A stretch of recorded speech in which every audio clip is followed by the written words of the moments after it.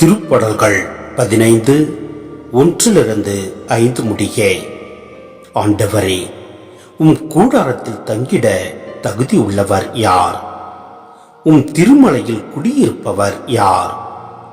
மாசற்றவராய் நடப்போரே இன்னோர் நேரியவற்றை செய்வர். உளமாற உண்மை பேசுபவர் தம் நாவினால் புறங்கூறார். தம் தோழருக்கு தீங்கிழையார். தம் அடுத்தவரை பழித்துரையார். நெறி தவறி நடப்போரை இழிவாக கருதுவர்.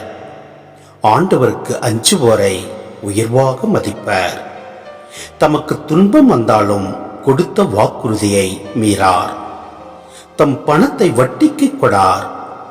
மாசற்றவருக்கு எதிராக கையுட்டு பெறார். இவ்வாறு நடப்போ என்றும் நிலைத்திருப்பர்.